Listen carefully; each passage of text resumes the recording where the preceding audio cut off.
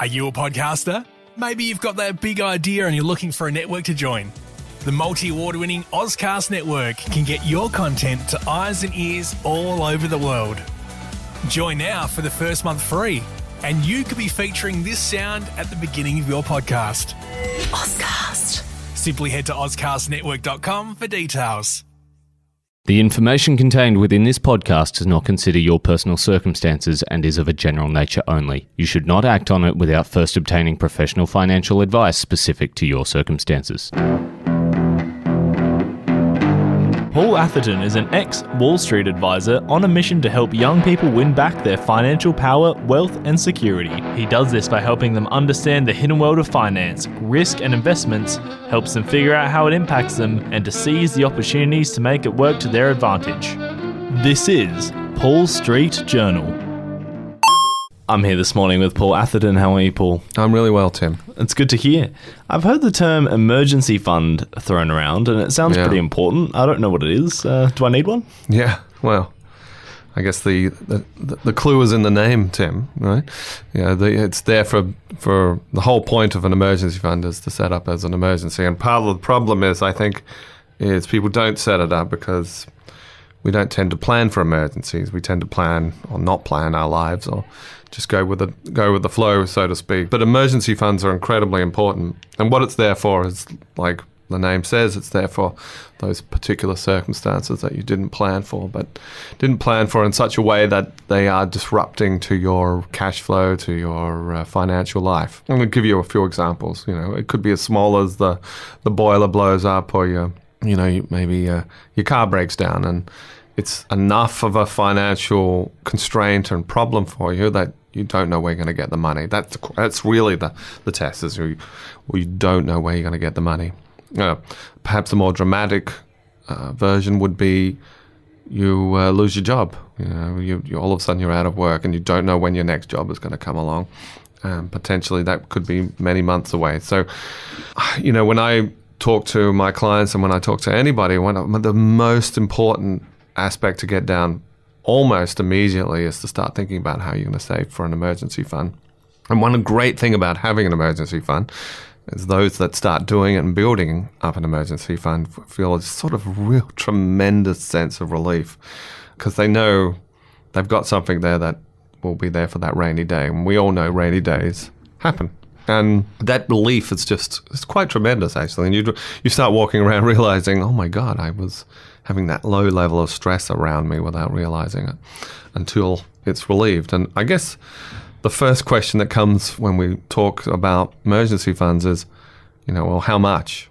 How much do I need in my emergency fund? And generally my answer was anything is better than nothing, but I like to start with a minimum of 3 months. So if you think about that, 3 months, I should say, be more clear of this, 3 months of sort of a living salary. So if you're a single, maybe that's literally your salary saved away for 3 months. So you could live off that. Whatever it is, family, you come up with that budget, you know what your money is, you know how much you live off every particular month. Now you need 3 months of those. 3 months is a pretty good number because most people can get themselves sorted out within 3 months. Within a month, if it was only a month, that's a lot tighter. And of course, the vast majority of the people, I don't know if you know these statistics, they've been bounced around a bit, but people literally, I think it's over 50% of people have less than 1 week worth of money or cash in their account. And a lot just have nothing or less than nothing, just debt. So an emergency fund is very important, but the first step in that process of setting it up is knowing how much you need to save, or how much should be in that account. So 3 months is a minimum. Personally, I like to have a year because that's my sort of, paranoia. I like to think that, I could take a year off if I need to. And that's what an emergency fund does. And it doesn't have to be invested. You could put it, actually I would suggest it isn't invested. It's more of a cash instrument. You could put it in something very safe, like safe bonds, but somewhere very liquid. Liquid meaning that you can access it almost instantly. Okay, so the steps process is a 4-step process, like I say, about emergency funds. So the first is knowing the amount. The second one is, now that you know the amount, you've got to set up a separate account, right? So you just say mentally that it should be 3 months. If you have one account, that's also your living account, it's also your emergency account, it's also your investment account, it's also your fun account, well, then you really don't have that saved away. So set up your separate account, put it aside, put it in an investment account, put, again, in safe money market funds or something like that. Even in a separate institution to help you. There's no need to go with the same institution. I think we sort of lumbered with this fact that we really need it. Well, look, today's day and age where everything's electronic, we can set things up very simply. Often separate institutions are better. And you can set them up as an online account attached to a card from a different institution, for instance. That's absolutely correct. Maybe that'll give you some sort of psychological barrier there too, which is quite important. Okay, so you set up, your amount, you set up a separate account, maybe, like you say, suggest him, and even at a separate institution. Well, how do you build it? Well, it's very, very important. You have to have a process because, it doesn't build itself. This is where automation is your friend. And you can have it automatically paid out of your account. And I like to talk to people and say, just think of it as a tax. Taxes are raised, you just deal with it, right? That's life.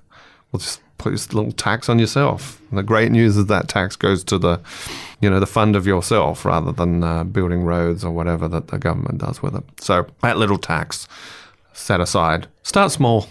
Just start. You don't really feel much of an impact and you'll get comfortable with it and you can ratchet up over time. So automation is such a powerful tool because like a lot of things in life, on the negative side, we often set up automatic payments, don't we, to pay for our regular things like Netflix and Spotify. And, and over time we go, oh my God, I've got 20 of these and some I never use. Right, we'll set up one that goes directly to yourself. All right.